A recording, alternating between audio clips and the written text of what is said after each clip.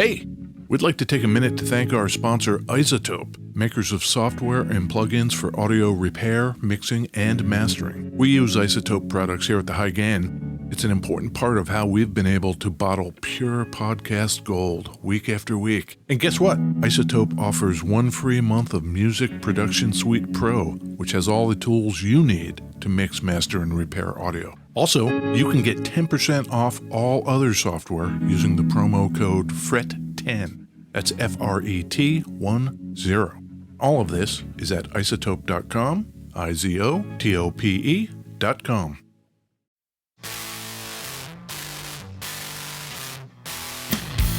Hey, this is Ed Peterson. And this is John Kiltica.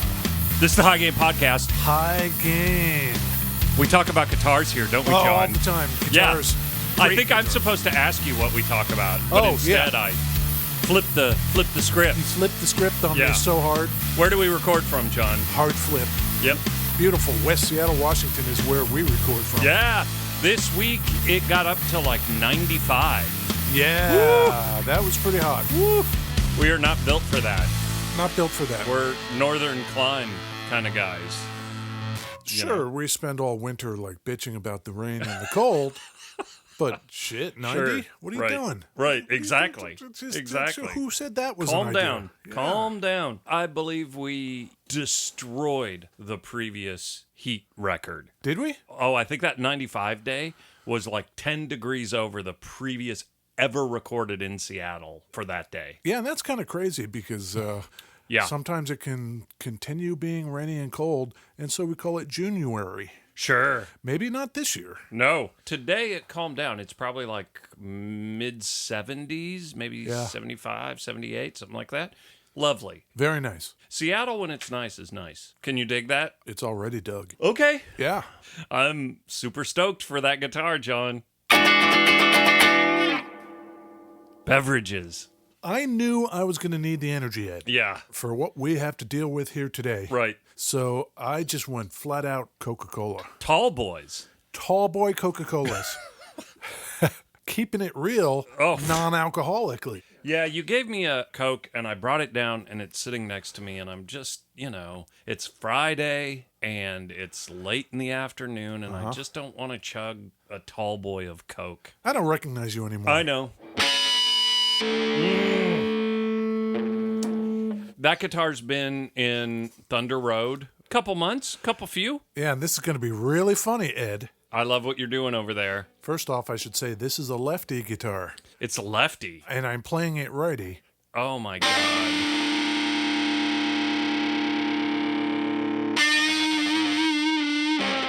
Your beverages chord was spot on. Yeah, I had to place my fingers very carefully first. Yeah. And be ready for it. Well, you did great. So everything I want to play, I have to transpose upside down. You were doing that thing earlier where you were like, oh, everything sounds indie if you just play it normal. Yeah, if you play your chords the way you normally finger them on a guitar that's upside down.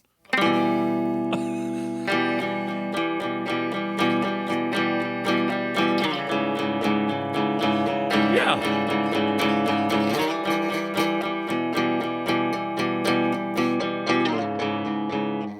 For the viewers at home, I'm just kind of gazing at my shoes. Yeah. I could picture those Croatian dudes or whatever. The Croatians? The Croatian boys or wherever they're from, the System of a Down Oh, guys. jeez. I could picture that chord and then that guy start doing his opera stuff. Oh, the SOAD. Yeah. So to love them. Yeah. You know how much I dig those guys, right? I totally know how much you dig these guys. Love it. What kind of guitar is that, John? This is a Guild. Oh! Yeah. Have we done a Guild solid? We have, but we haven't done a Guild like this, Ed. No, we have not. How would you describe the shape of this, Ed? Where would you even begin?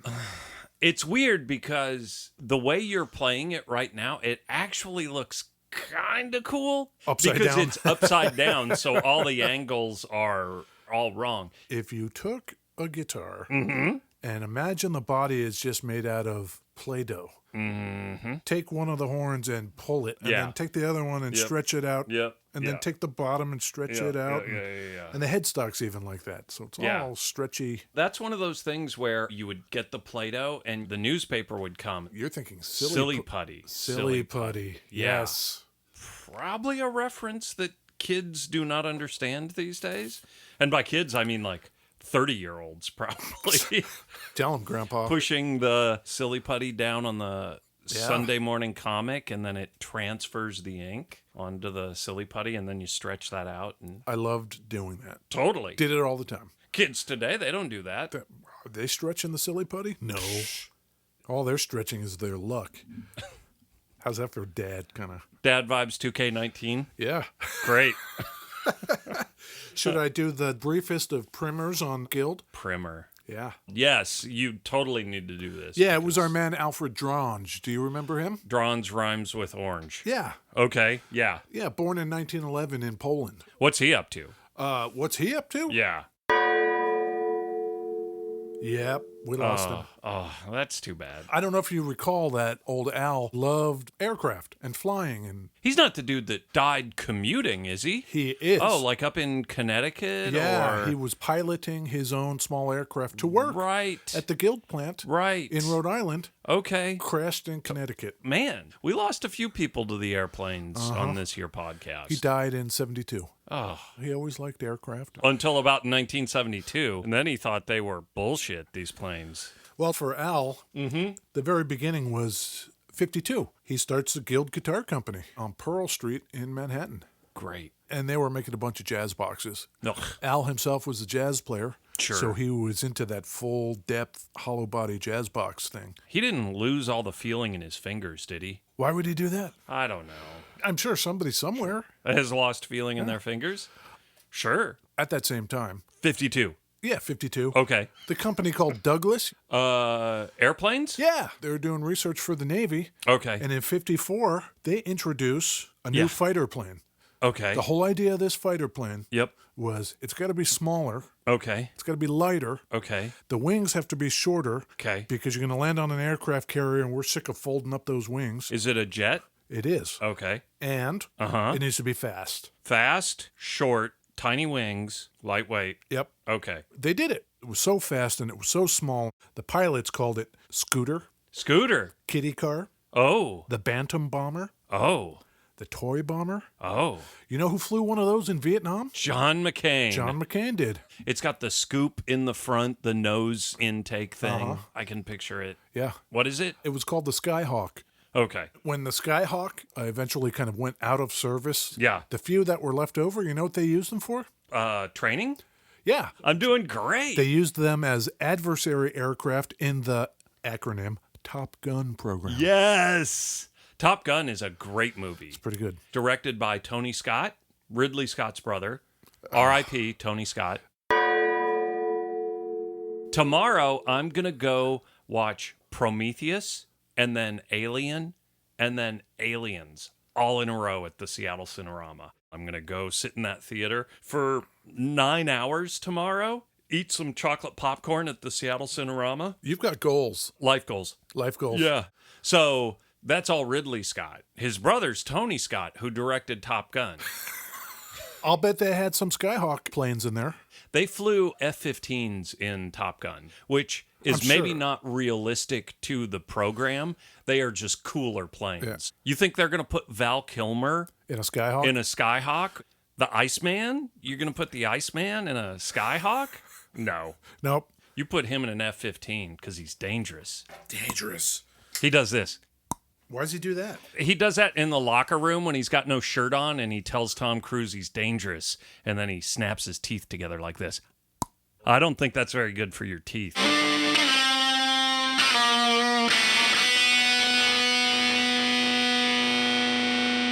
You're playing that left-handed. That's unbelievable. Yeah, I thought that was pretty good. You're getting those tones out of that left-handed. The reason I bring all this up is because we know that our man Al unfortunately crashed his plane in 1972. This here Guild X79 guitar. Ooh. This is the X79. X79. Would not come out till 1981. That was the first year of the space shuttle. Did you know that? No. That's true. I'll do you one better. Okay. You know how most guitars have their number designation and then their model name? Yeah. This is designated the X79. And guess what the model name is? The Skyhawk. Yes! Apparently, the people at Guild, probably started with Al, I can only guess. Oh, yeah. Liked naming the guitars after either planes or just kind of things in the industry. Have you ever heard of the Pilot bass? No. Yeah, they made a bass called the Pilot bass. Okay. And there you go. Okay, pilot. That's the guy who sits in the cockpit. I think he steers. Yeah, he's the driver. Yeah.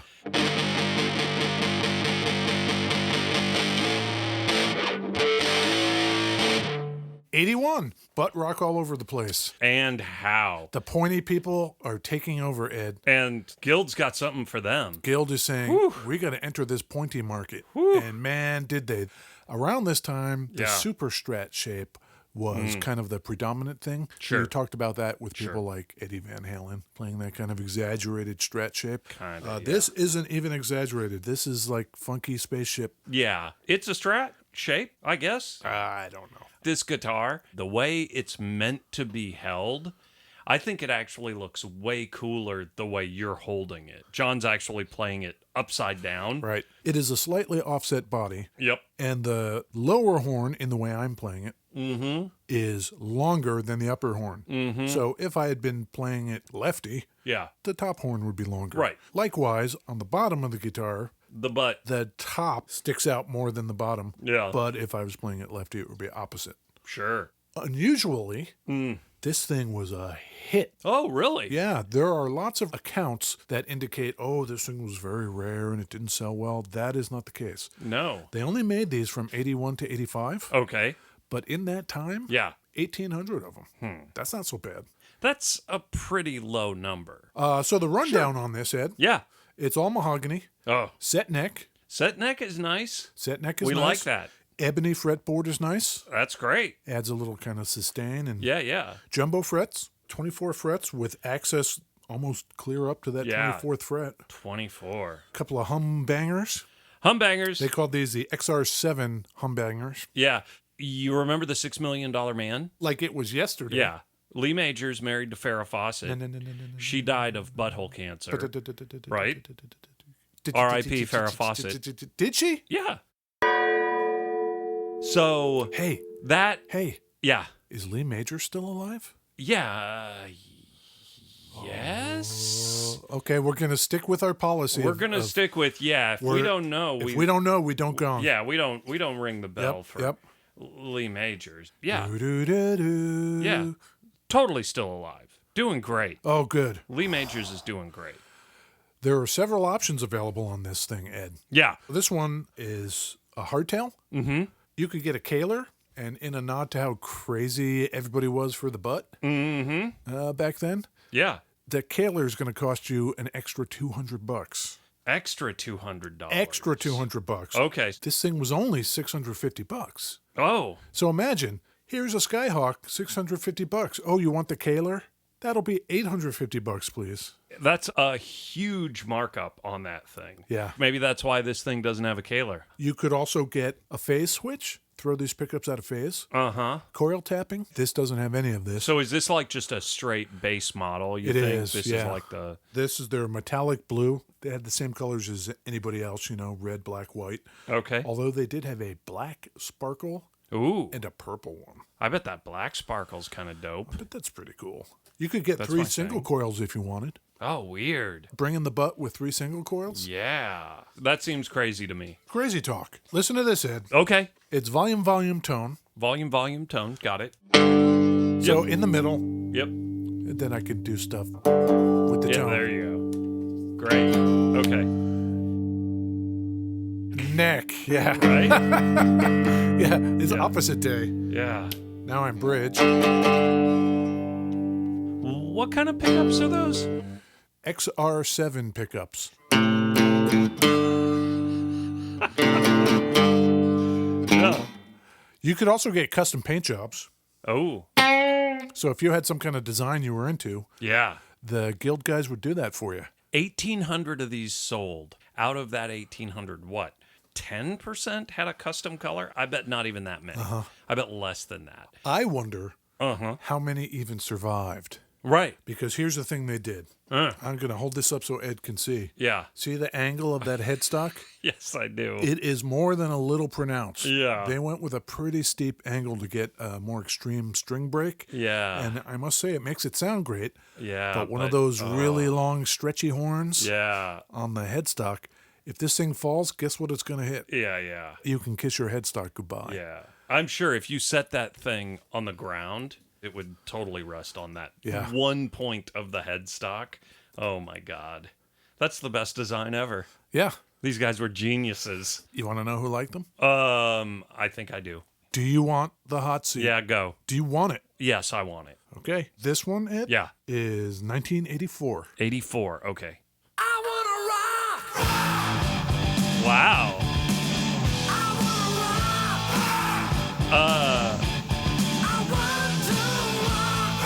Twisted Sister, man, right? Yes. I knew who it was. I could picture the guy. Dee Snider? Dee Snider, yeah.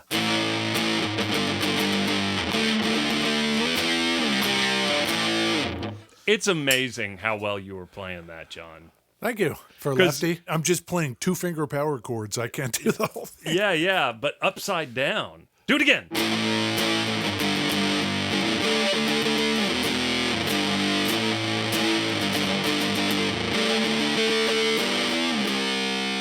The guitar player's name was J.J. French. J.J. French. I'm wearing my French shirt today. Frenchy shirt. Yeah.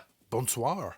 Yes. That means nice shirt. Bonsoir? Bonsoir. Bonsoir. Okay. Some of the early examples of this, I don't know why they would have done it, Yeah? feature the Chesterfield headstock. Yeah. I guess that just was not hairband enough for the butts. Sure.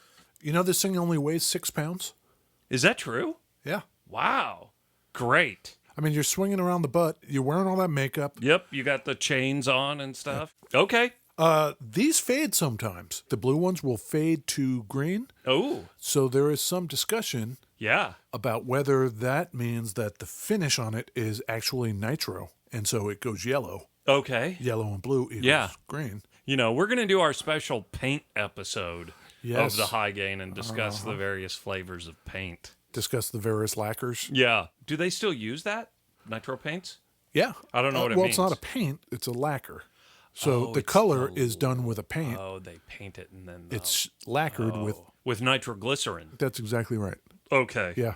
Good. I could totally see them doing some rat bio picture, you know, like a movie filmed today about rat or poison, and you got those guys playing that guitar, because it just looks exactly like that. That's what it is. Funny you should mention the rat and the poison and all of that, because I found myself thinking, okay, like, was anybody just going for, like, irony? It turns out, yeah. Oh, modern? Contemporary, maybe? To now. To the time. Oh, Yeah. really? Not a butt rock guy. Have you ever heard of Gravity Kills? This is called Guilty.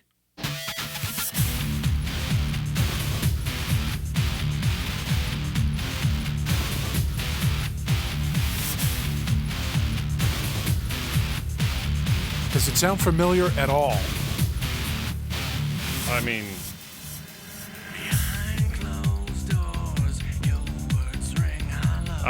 no.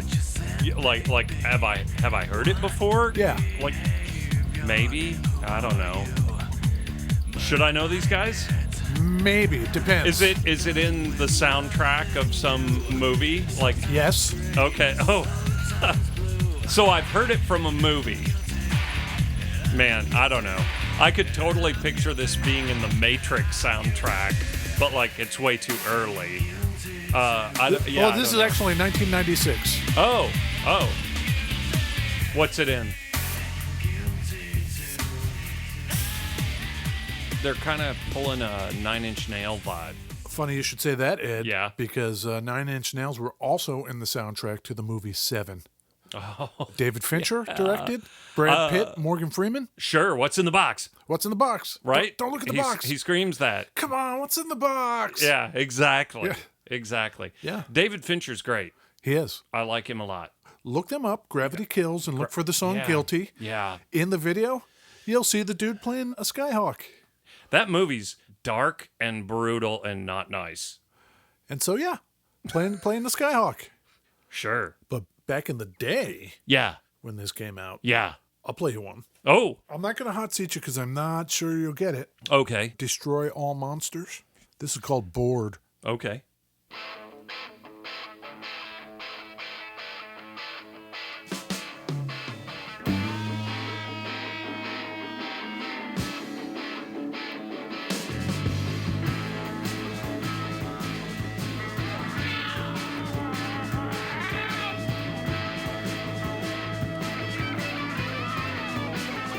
When I woke this morning, I was really bored. When I woke this morning, Yep. I was really So when's bored. this? 80 something? Early 80s. Okay. Quite the pedigree on those cats. Yeah. So the guitar player playing the Skyhawk guitar in that band Yeah. is Ron Ashton. Okay. Does that sound familiar? Ron Ashton. No. One of the original Stooges. Oh. Oh, okay. Yeah. Okay. What's his deal? Ron Ashton had a heart attack. Oh. Apparently had a heart attack. Oh, no. He was born in 48, died in 2009. Okay. But after the Stooges, or maybe parallel to the Stooges. 61. That's 61 years old. Ooh, that's a good one. He Okay. becomes part of Destroy All Monsters Yeah. with one of the guys from the MC5. Oh, man. Yeah. Wow. And also a guy named Mike Kelly. Okay. For those fine art people in the group, Yeah. of which I am one, Sure. very famous visual artist. Oh. He went on post this band to become a very famous artist in Los Angeles. Okay. Like cool contemporary Yeah. visual art stuff. Stuffed toys and things. Okay. Really good stuff. Okay. Yeah. Cool. I'm into that. Yeah, I should look up the Mike Kelly, see what you think. Yeah. I'm super into that. So I thought that was pretty cool. Oh, it's super cool, John. Are you kidding me? I know. Okay. What else about this guitar? What else about this guitar?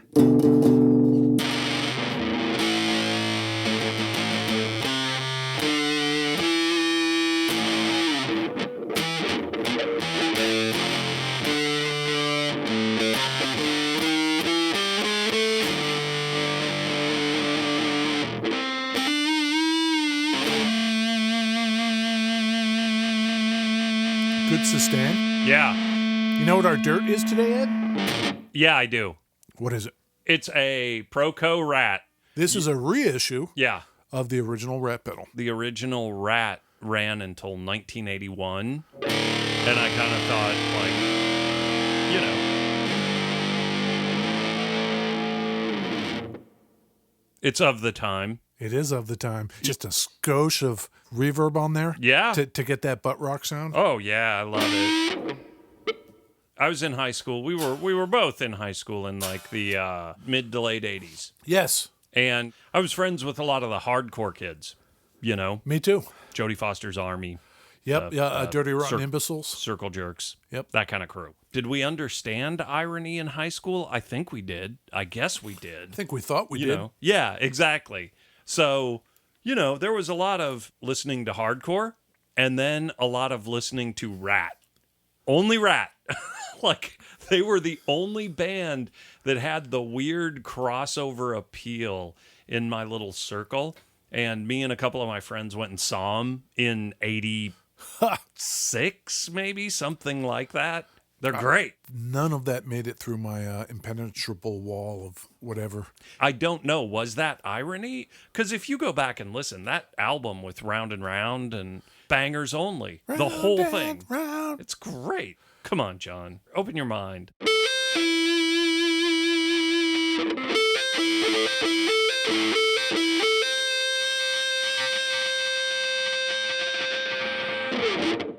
Yeah. That's a little bit of a look back into the hair days. Yeah. A strange beast from a vaunted company that I started out making the jazz boxes. Yeah. I have a soft spot for this guitar. So where's this fit for you? I think, first of all, Yeah. I would want a right-handed one. Yeah. Also, they made one in Sunburst, like a dark kind of vintage Sunburst. Yeah. It plays really well, but I don't know if it's worth the irony. The Fender Performer. That was another guitar where you weren't like in love with it, but they have very similar vibes and aesthetics. Well, and reasons for being. For that time, everybody was just throwing their funky shapes against the wall. Yep. Built for the same thing. Wow. Yeah. I like that it's a hardtail. Yep. Because I don't have any need for a Kaler or a Floyd Rossi kind of thing. Yep. Which the Fender had. The Fender had that, and it had all the locking tuner stuff. And so I think I'd go for this. Yeah. What about you? I actually like both of those guitars. Like, more than I should, probably. But honestly, I think if it were between the two, I would probably go with the Performer. Would you? I like the angled pickups on it. They're both goofy. This is that blue, metallic dark blue. Metallic blue. The Performer is green. Yeah. It's like a pretty, like, kind of gross green like color. Metallic-y apple green something. It's great. So then you keep this one, and then I get the Performer. And we see how long before I drop it on its headstock and it snaps. Yeah, great. Makes you wonder what you can get one that's already snapped for and then just do the repair. Sure. On a set neck. And I think the lefties are cheaper. Oh, really? Yeah. Yeah. We got this from ThunderRoadGuitars.com. ThunderRoadGuitars.com. Yeah. Thunder Road Guitar. Yeah. And Frank wants everybody to know that if you're looking for a cool left-handed butt rocky guitar by Guild that plays fantastically, you should come to the website and check that out. Frank wants you to know if you are looking, do you meet these criteria? You are a butt rocker, you are left-handed, and you will only play Guild guitars. If you meet those three criteria, give him a call. Yeah. He'll hook you up. Okay. 10-4 to that, Frank. Left-handed Guild players that are into butt rock. But I like it for irony reasons alone. I would play that thing and not be in a butt rock band. I would just rock it. That would be pretty fun. Plays great, and it's cool. In air quotes. In air quotes. Yeah. I think we should air quote our way the hell out of here, Ed. Yeah, that sounds pretty good. This was fantastical. What are you laughing at? It was I don't know. It was a lot of fun. It was great. Yeah. It was great. Are you kidding me? Where can people find us, John? To rock. Yeah. People can find us on the interwebs wherever they find Instagram, Facebook, Twitter, and the like. Yeah, the high gain on all those. Leave those reviews. Get leaving reviews, folks. We really we like them. They're real nice. Yeah, they make us feel good about our lonely selves. Yeah, sitting in a basement on a Friday night. Yeah. They make us feel good about that. Yeah, we're so hip. Yeah, It super hurts. hip. All right. Yeah. All right. Bye.